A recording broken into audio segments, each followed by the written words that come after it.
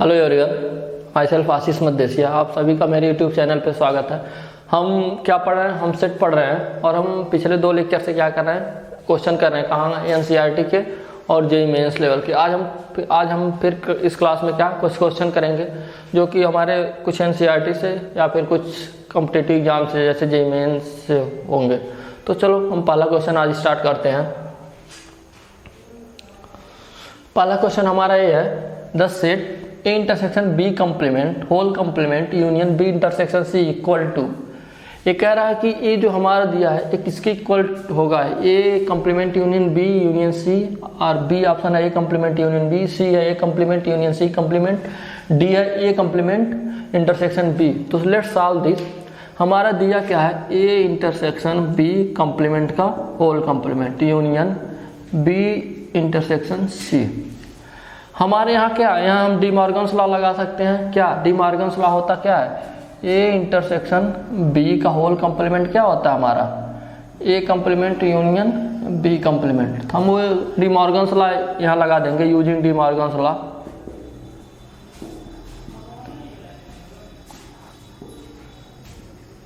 D Morgan's law, इसमें हम D Morgan's law लगा देंगे तो क्या हो जाएगा? ए कंप्लीमेंट यूनियन बी कंप्लीमेंट का कंप्लीमेंट ये हो जाएगा, और यूनियन क्या हो जाएगा? बी इंटरसेक्शन सी हो जाएगा। ए कंप्लीमेंट ये हमारा क्या हो जाएगा? ए कंप्लीमेंट ऐसे हम लिख देंगे यूनियन। हम एक थ्योरम और पढ़े हैं क्या? ए कंप्लीमेंट का होल कंप्लीमेंट क्या हो जाता है हमारा? ए। ऐसे क्या है? बी कंप्लीमेंट का होल कंप्लीमेंट क्या हो जाएगा हमारा? बी। और यूनियन क्या हो जाएगा? B intersection C. यहाँ पर हम क्या देख रहे हैं क्या कि कोई मान लो हमारा यहाँ के हम किसकी बात कर रहे हैं? बी एंड सी की, जो बी और सी दोनों में कॉमन होगा। तो हम क्या इसके लिए क्या लिख सकते हैं? मतलब जो यहाँ पर होगा ये बी में तो ऑलरेडी हम लिख चुके हैं। क्यों? क्योंकि यहाँ इसका मतलब क्या? इंटरसेक्शन का मतलब बी एंड सी, जो बी सी दोनों में कॉमन हो। जो कॉमन होगा केवल वही पार्ट ले लेंगे। हम यहाँ क्या, यहाँ पूरे बी को ले रहे हैं और क्या यूनियन ले रहे हैं। तो क्या हो गया? इसके मतलब इसमें जो एलिमेंट होंगे वो सारे ऑलरेडी इसमें होंगे, तो फिर इसका यूनियन लेने का मतलब तो है नहीं। या फिर हम इसे ऐसे लिख सकते हैं, ए इंटरसेक्शन यू बी। हम इसे हटा सकते हैं। क्यों? क्योंकि बी इंटरसेक्शन सी क्या होगा हमारा? बी इंटरसेक्शन सी सबसेट होगा किसका? बी का। B intersection C subset again होगा बी का। तो बी तो ऑलरेडी है, फिर इसे लिखने की क्या जरूरत है? तो ये हमारा क्या हो गया आंसर? हम देखते हैं कौन सा मैच कर रहा है। हमारा हो गया बी। तो कौन सा ऑप्शन सही है? बी। यहाँ पर कोई दिक्कत है? यहाँ तक तो मुझे नहीं लगता किसी को दिक्कत होनी चाहिए, क्योंकि डी मॉर्गन्स लॉ जस्ट हमने अप्लाई किया है और कुछ किया ही नहीं है। उसके बाद क्या है? ऐसे लिख दिया, ए हमने थोड़ा सिंप्लीफाई कर दिया। ए कंप्लीमेंट हो गया, ए बी कंप्लीमेंट का होल कंप्लीमेंट है, और हम जानते हैं किसी सेट के कंप्लीमेंट का होल कंप्लीमेंट क्या होता है? वही सेट हो जाता है। तो बी कंप्लीमेंट का होल कंप्लीमेंट को हमने बी लिख दिया, union B intersection C. B intersection C क्या होगा? बी का सबसेट होगा ना। बी इंटरसेक्शन सी हम पढ़े हैं क्या? हम एक रूल पढ़े हैं, ए इंटरसेक्शन बी किसका सेट होता है? सबसेट। ए का भी होता है, और ए इंटरसेक्शन बी क्या होता है? बी का भी सबसेट होता है। ऐसे क्या बी इंटरसेक्शन सी किसका सबसेट होगा? बी का सबसेट हो जाएगा। तो हम क्या लिख देंगे? यहाँ बी का सबसेट है, बी ऑलरेडी है, फिर उसे लिखने की क्या जरूरत है 2 बार? क्योंकि हम बी और बी, मान लो बी का और बी से बी के सबसेट का यूनियन लेंगे तो फिर हमें वही बी ही तो मिलेगा। तो हमने क्या किया? ए कंप्लीमेंट यूनियन बी। ये हमारा क्या हो गया आंसर? तो कौन सा ऑप्शन सही है? Option B. यहाँ पर किसी को तो कोई दिक्कत नहीं है। हम केवल स्टेप वाइज किए हैं, क्या है? डी मॉर्गन्स लॉ यूज किए हैं, और यहाँ क्या किए हैं? ये कंप्लीमेंट का होल कंप्लीमेंट ये होता है वो यूज कर लिए हैं। उसके बाद इसे हम क्यों हटा दिए? क्योंकि बी इंटरसेक्शन सी किसका? बी का सबसेट है, और किसी सबसेट का उसी के साथ यूनियन लेने पे कोई फर्क नहीं पड़ता, हमें वही सबसेट मिल जाता है। तो हमने ये लिख दिया। ये हमारा पहले का सोल्यूशन, इसमें किसी को दिक्कत नहीं होना चाहिए। ये हमारा आज का पहला क्वेश्चन था। अब बारी आती है, हम आज के दूसरे क्वेश्चन पे चलते हैं। इसमें तो किसी को दिक्कत नहीं होनी चाहिए।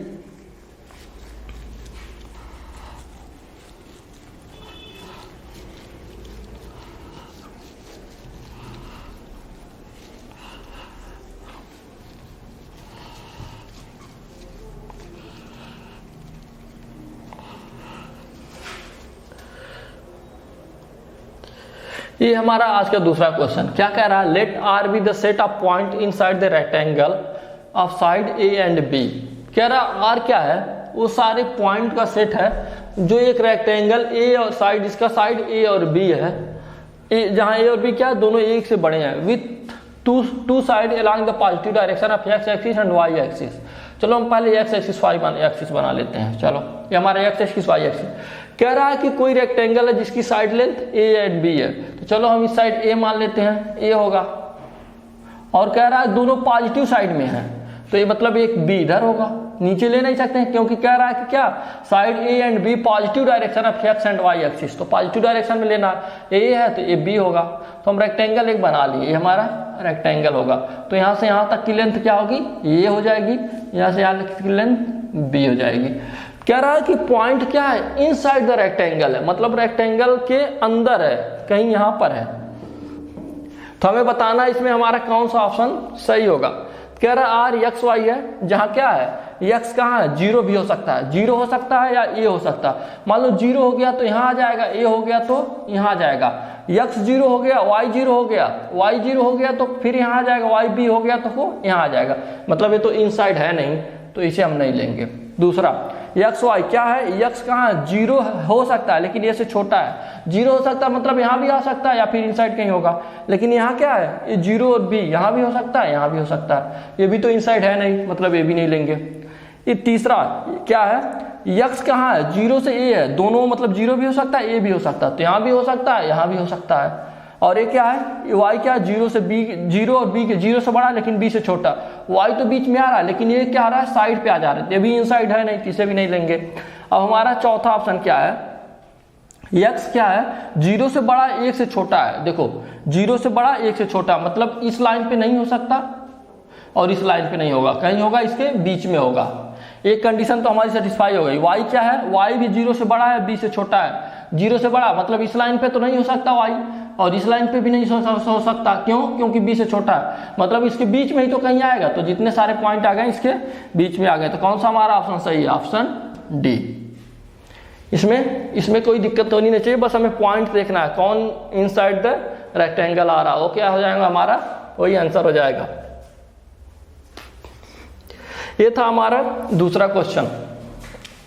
अब आज के हम तीसरे क्वेश्चन की तरफ पढ़ते हैं।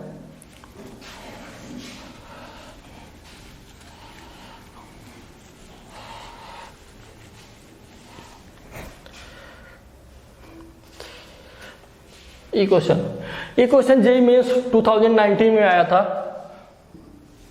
और ये क्या क्या कह रहा है, इन्हें क्लास 140, ऐसे क्वेश्चन हम कर चुके हैं पिछली क्लास में, लेकिन ये जेईई मेंस में आया था तो फिर इसलिए मैं सोचा बता दूं एक बार ये भी। देखिए क्या कह रहा है, इन्हें क्लास 120 स्टूडेंट नंबर 1 to 140, क्या कह रहा है कि 140 स्टूडेंट हैं, नंबर कितना है 1 to 40, नंबर कितना है 140, क्या है 1 2 3, कितने नंबर है 1 to 40, and all even number student opted mathematics course. कह रहा है इवन नंबर वाले कितने हैं, इवन नंबर जो है वो मैथमेटिक्स कोर्स ऑप्टेंड कर रहे हैं। इवन नंबर मतलब 2 4 6 8, ये कितने हैं 2 4 6 8, कितने होंगे 140 में, 2 से डिवाइड कर दो 140, कितना आ जाएगा 70। तो कितने नंबर ऑफ मैथमेटिक्स हैं एन एम, उसे हम क्या कर देंगे 70, क्योंकि सारे इवन है ना, कितने इवन नंबर होंगे 70 इवन नंबर होगा 140 तक, 1 से 140 70 नंबर होंगे, तो मैथमेटिक्स कितने लिए हैं 70। And those whose number is divisible by 3 opted physics course, the number the student whose is 3 like 3 6 9 12, ऐसे जो स्टूडेंट हैं वो क्या हैं फिजिक्स लिए हैं, तो ऐसे कितने स्टूडेंट होंगे जो फिजिक्स लिए होंगे, तो 3 से डिवाइड कर दो 140 को, क्या हो जाएगा 3 4 जा 12, 3 6 जा 18, तो कितने हो जाएंगे 46। तो फिजिक्स वाले कितने हो जाएंगे, क्या हो जाएगा 46।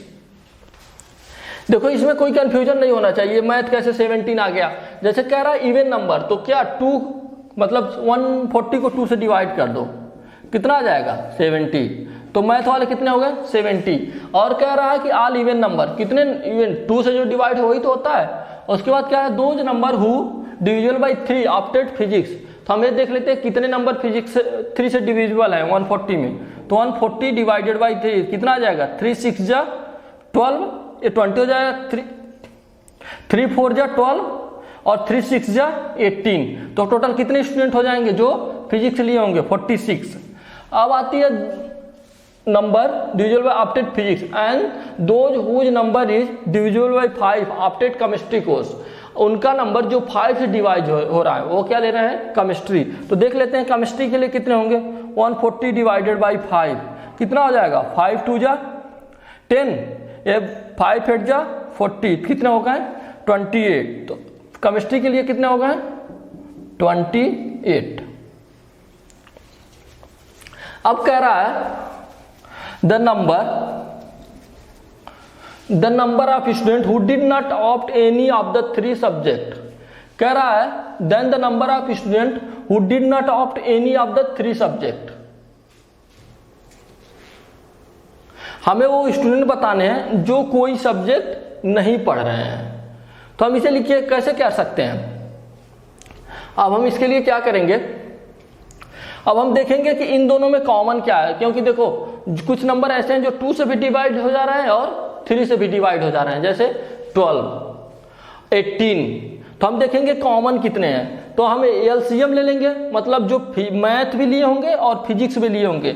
ऐसे स्टूडेंट जो ऐसे नंबर जो 2 से भी डिवाइड हो जा रहा है और 3 से डिवाइड भी हो रहा है, जैसे 6 हो गए, 12 हो गए, 18 हो गए, ये क्या हो रहा है? 2 से भी डिवाइड हो रहा है, 3 से डिवाइड हो रहा है। इसका मतलब क्या है? वो फिजिक्स भी लिए हैं, मैथ भी लिए हैं। तो 2 और 3 का एलसीएम कितना आ जाएगा? 6। तो हम ऐसे स्टूडेंट को पहले निकाल लेते हैं जो मैथ भी लिए हैं, फिजिक्स भी लिए हैं, मैथ एंड फिजिक्स।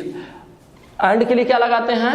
इंटरसेक्शन लगाते हैं। तो क्या है? ये 3 है, ये 2 है, ये 6 है, मतलब 2 और 3 का एलसीएम क्या आ जाएगा? 6। तो हम देखते हैं कितने स्टूडेंट हैं। तो 140 डिवाइडेड बाई 6 कितना हो जाएगा? 6 2 जा 12, 2 बचा, 6 3 जा 18, यही होगा ना 23। 6 2 जा 12, देखो टोटल 140 स्टूडेंट थे, तो 2 से ले 2 और 3 के जो कॉमन होंगे हम उन्हें काउंट कर रहे हैं। 2 और 3 का क्या होता है? एलसीएम 6 होता है। तो 140 डिवाइड बाई 6 तो कितना होगा? 23। 6 2 जा 12, ये 2 बचा, 6 3 जा 18, तो कितना होगा? 23। तो कितने होगा? ये 23। ऐसे कौन से स्टूडेंट है जो मैथ और फिजिक्स लिए हैं? अब हम क्या करने जा रहे हैं? द नंबर ऑफ स्टूडेंट, अब हम क्या करने जा रहे हैं? Number of student who take physics and chemistry. Physics and chemistry, physics and chemistry के लिए क्या है? देखो फिजिक्स के लिए 3 से डिवाइड है, केमिस्ट्री के लिए 5 से। क्यों? यही है ना। तो मतलब इस क्या है? 5 और 3 का एलसीएम क्या आ जाएगा? 15। तो मतलब जो 15 से जो नंबर डिवाइड होगा वो क्या होगा? फिजिक्स भी लिया होगा, केमिस्ट्री भी लिया होगा। तो चलो डिवाइड कर लेते हैं, देखते हैं 140 में कितना आता है 15 से डिवाइड करने पे। क्या आ जाएगा? ये 15 9 जा 135। तो कितने स्टूडेंट आ जाएंगे? 15 9 जा 135। तो मतलब फिजिक्स और केमिस्ट्री कितने लिए होंगे? 9 स्टूडेंट। कोई दिक्कत है इसमें? नहीं। और क्या है? और हमारे देखो फिजिक्स मैथ हो गया, मैथ फिजिक्स हो गया, फिजिक्स केमिस्ट्री हो गया, और क्या बचा? Number of student who take math and chemistry. Math and chemistry ये क्या होगा? ऐसे नंबर जो 5 और 2, 5 और ये ऑल इवन नंबर 5 और 2 से जो डिवाइड हो जाएंगे वो मैथ और केमिस्ट्री लिए होंगे। 5 और 2 का एलसीएम क्या हो जाएगा? 10। और 10 को 140 को 10 से डिवाइड करोगे तो कितना बचेगा? 14 आ जाएगा हमारा। क्यों? ये 14 आ जाएगा। तो मैथ और केमिस्ट्री कितने लिए हैं? 14। अब हमें बताना है ऐसे स्टूडेंट जो सारे सब्जेक्ट लिए हैं, मतलब ऐसे स्टूडेंट जो ऐसे नंबर जो 2 से भी डिवाइड हो जा रहा है, 3 से भी डिवाइड हो जा रहा है, 5 से डिवाइड हो जा रहा है। तो हम 2 3 और 5 का क्या लेंगे? एलसीएम। 2 3 5 का एलसीएम क्या आ जाएगा? 2 × 3 × 5 कितना आ जाएगा? 2 3 जा 6, 5 जा 30।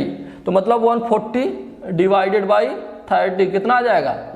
3 4 जा 12, मतलब कितने आ जाएंगे? 4 स्टूडेंट। ऐसे स्टूडेंट जो तीनों सब्जेक्ट लिए होंगे वो कितने होंगे? 4। तो M intersection C intersection P, ये कितना हो जाएगा? 4। अब हमें बताना क्या है? अब तो हमें निकाल दिया, हमें बताना क्या है? The number of student who did not opt any of the 3 subject. हमें ऐसे स्टूडेंट को बताना है जो कोई सब्जेक्ट ले रहे हो। तो बड़ा इजी क्वेश्चन है। हमें देखो अब हमें सारे कुछ मिल गए, NAM, MP, NC, number of student in math, number of student in physics, number of student in chemistry, number of student math and physics, number of student physics and chemistry, number of student math and chemistry, number of student math physics and chemistry, सारी चीजें मिल गई। हमें बस यही calculate करना है, number of student who did not opt any subject. तो हम कैसे, हमें बताना क्या है, हमें बताना है n A union B union C का कंप्लीमेंट, मतलब A union B union C के कंप्लीमेंट में कितने एलिमेंट होंगे। तो हम A union B union C पहले कैलकुलेट कर लेते हैं। चलो हम पहले फार्मूला से कैलकुलेट कर लेते हैं। A union B union C क्या हो जाता है हमारा, A union B union C. चलो हम थोड़ा सा आगे देख लेते हैं, आगे पेज पे। A union B union C क्या होता है हमारा, n A union B union C क्या होता है, n A plus n B plus n C minus n A intersection B minus n A intersection C minus n B intersection C plus n A intersection B intersection C. ये क्या हो जाएगा, ये हमारा formula है। चलो हम सारी वैल्यू रख देते हैं। एन ए की जगह क्या है, यहाँ एम लिख दो, बी की जगह क्या है फिजिक्स हमारा, तो फिजिक्स लिख दो, सी केमिस्ट्री के रहने दो, ए की जगह मैथ हमें करना है, बी की जगह फिजिक्स करना है, सी केमिस्ट्री तो डिनोट कर रहा है, ये math physics math chemistry physics chemistry हो जाएगा। ये क्या हो जाएगा, मैथ फिजिक्स केमिस्ट्री। यहाँ तो कोई दिक्कत है नहीं, अब सारी वैल्यू रख दो। मैथ में कितने हैं 70 प्लस, फिजिक्स में कितने हैं 46 प्लस, केमिस्ट्री में कितने हैं 28 प्लस, मैथ एंड फिजिक्स में कितने हैं माइनस, ये देखो माइनस है, माइनस 23, फिजिक्स एंड केमिस्ट्री में कितने हैं -9, मैथ एंड केमिस्ट्री में कितने हैं -14, मैथ फिजिक्स केमिस्ट्री में कितने हैं 4, तो यहाँ प्लस है +4। चलो हम सब्ट्रैक्ट कर लेते हैं। ये क्या हो जाएगा हमारा 70 40 कितना हो जाएगा 110 प्लस 28 138 हो जाएगा। और ये क्या हो जाएगा, a +4 है, इसे हम +4 यहाँ चलो लिख लेते हैं, अगली बार हम जोड़ लेंगे माइनस। ये क्या हो जाएगा 23 प्लस -9, ये क्या हो जाएगा -32 प्लस 14 -46 आ जाएगा, -46 आ जाएगा। क्यों 70 प्लस 40 130 प्लस 28, यहाँ पर मिस्टेक हो गई है। 70 प्लस 40 110 प्लस 28 138, 46 नहीं है, अच्छा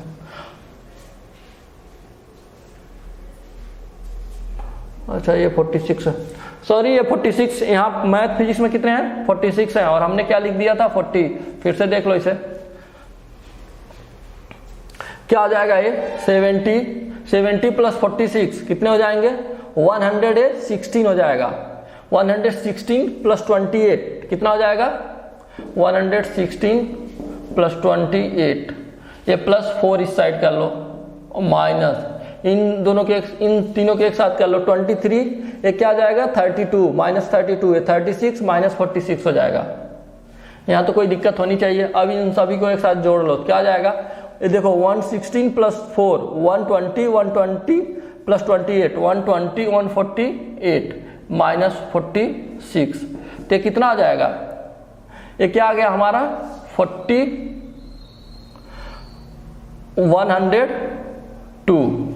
ये क्या आ गया, ऐसे स्टूडेंट ये क्या है हमारा M union P union C, ये क्या डिनोट कर रहा है नंबर ऑफ एलिमेंट, क्या कोई एक सब्जेक्ट लिए हो चाहे मैथ फिजिक्स चाहे chemistry, A union B union C का क्या मतलब है at least it is present in A B or C. ऐसे क्या है M union P union C का क्या मतलब है, ये चाहे पी में हो चाहे यू में हो चाहे सी में हो, मतलब कम से कम एक सब्जेक्ट ले रहा हो तो कितना 102।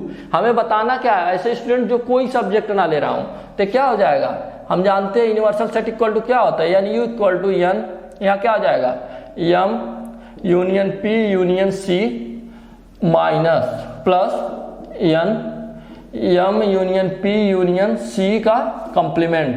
तो क्या हो जाएगा ये, देखो ये टोटल दिया था हमारा, टोटल कितना दिया था, कितना दिया टोटल स्टूडेंट, 140 स्टूडेंट हैं, टोटल 140 स्टूडेंट हैं, कितना हो जाएगा 140 इक्वल टू, ये हम कितना कैलकुलेट किए हैं 102 plus M union P union C का होल कॉम्प्लीमेंट, इसे इस साइड कर दो, एम यूनियन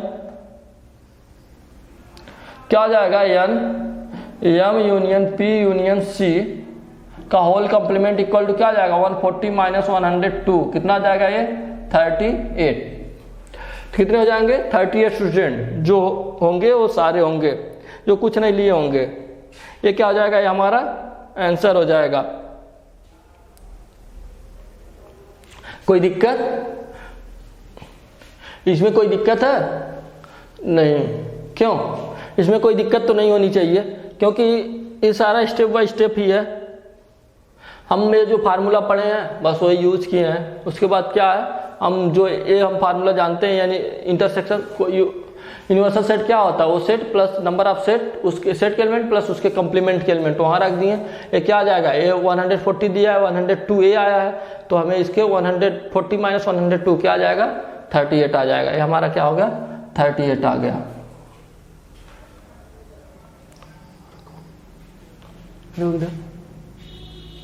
कौन सा ऑप्शन सही है, डी, ये हमारा क्या है डी सही है।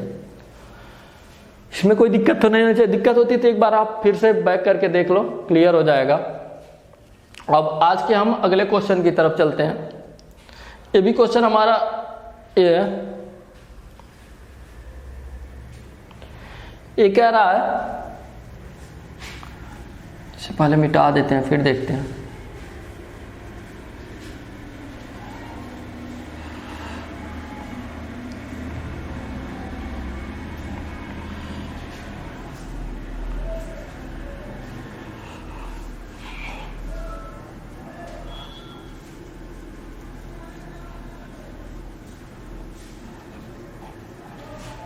ये भी हमारा 2019 जी इंजन का क्वेश्चन है।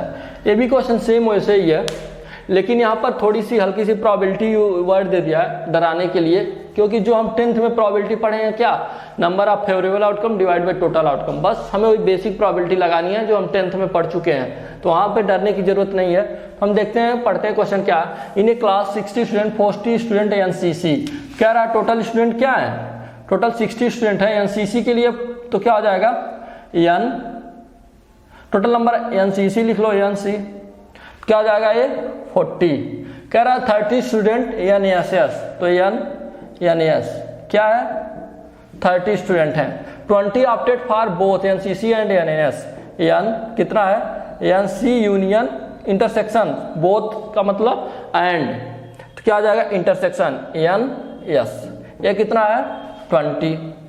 कह रहा है if one of these student is selected at random, कह रहा है अगर इसमें से कोई एक स्टूडेंट सिलेक्टेड किया जाए, then the probability that the student selected has opted neither NCC nor NSS, कह रहा है इन 60 स्टूडेंट में से ऐसे स्टूडेंट को हम सेलेक्ट कर रहे हैं कि वो स्टूडेंट सेलेक्ट हो जा रहा है, उसकी प्रोबेबिलिटी बताना है कि ऐसा स्टूडेंट सिलेक्टेड हो जो कुछ ना लिया हो, ना एनसीसी लिया हो ना एनएस लिया हो। तो हम क्या करेंगे, हम ये कैलकुलेट कर लेंगे कितने स्टूडेंट हैं कि एटलीस्ट 1 लिए हैं, मतलब एन हमें कैलकुलेट क्या करना है, n number of element NCC union NSS, यही तो लेना है, हमें पता चल जाएगा ऐसे स्टूडेंट कितने हैं जो एनसीसी लिए हैं एनएस लिए हैं बोथ लिए हैं, ये पता चल जाएगा, तो हमें निकाल लेंगे कि कितने स्टूडेंट हैं जो कुछ नहीं लिए हैं, तो हम निकाल लेंगे प्रोबेबिलिटी। चलो ये क्या हो जाएगा एन, ये फार्मूला लगा दो, NC plus NS minus NC intersection NS, क्या हो जाएगा ये एनसी 40 प्लस 30 माइनस 20, कितना हो गया 40 प्लस 30 70, 70 माइनस 20 कितना हो गया 50 स्टूडेंट ऐसे हैं जो एटलीस्ट 1 लिए हैं, कम से कम एक तो लिए हैं, क्या हो गया एनसी यूनियन एनएस, ये क्या हो गया, 50 स्टूडेंट ऐसे हैं जो कम से कम एक लिए हैं, तो ऐसे स्टूडेंट जो कुछ नहीं लिए हैं तो क्या हो जाएगा, NC यूनियन NS, ऐसे स्टूडेंट जो कुछ नहीं लिए हैं, ये क्या हो जाएगा 60 माइनस 50 कितना आ जाएगा 10 कह रहा है ऐसे स्टूडेंट जो कुछ नहीं लिए हैं, ये कितने स्टूडेंट हैं 10।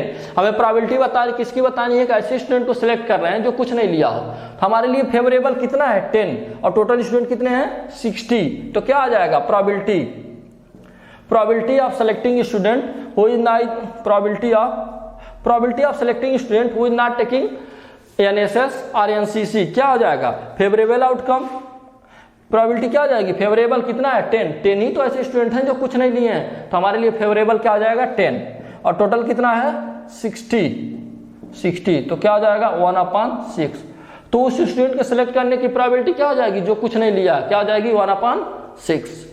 तो ये हमारा आंसर हो गया। यहाँ पर तो किसी को दिक्कत नहीं, बेसिक फार्मूला है, 10th में आप प्रोबेबिलिटी पढ़े हो फेवरेबल अपॉन टोटल आउटकम, इसमें कुछ ऐसा नहीं है जो 12th में आप प्रोबेबिलिटी नहीं पढ़े हो, ये जो 10th का है बेसिक नॉलेज है, बस सारा कुछ यही है, इसमें तो और कोई दिक्कत होना नहीं चाहिए। तो अब तक हम क्या क्या देखें, अब तक हम पूरी सेट के जितने भी थियरी थे सारे थ्योरेटिकल प्रूफ और सारे कुछ देखें, और हम पिछले लगातार 3 लेक्चर से क्वेश्चन भी देख रहे हैं, तो मुझे तो नहीं लगता इस चैप्टर में किसी को और दिक्कत होनी चाहिए। अगर हाँ इसके बाद भी कोई दिक्कत हो आप तो फिर आप कमेंट सेक्शन में या फिर टेलीग्राम चैनल पे आप पूछ सकते हो। अगर कुछ ऐसी होती है तो हम एज सुन एज पॉसिबल हम रिप्लाई करेंगे। अगर जो आपको फिर भी कोई ऐसा डाउट लगता है कि मतलब हमें कुछ क्वेश्चन और पूछना है, तो आप वो क्वेश्चन का पेज भेज दो टेलीग्राम चैनल पे, हम किसी दिन उस क्वेश्चन को इस क्लास में डिस्कस कर देंगे। तो ठीक है यार, देखो मिलते हैं फिर, मुझे इसमें कोई दिक्कत तो होगी नहीं, फिर मुझे पूरी उम्मीद है कि आपको लिए हेल्पफुल होगा। हम फिर अगली क्लास में मिलते हैं, चलो तब तक के लिए बाय। Okay bye.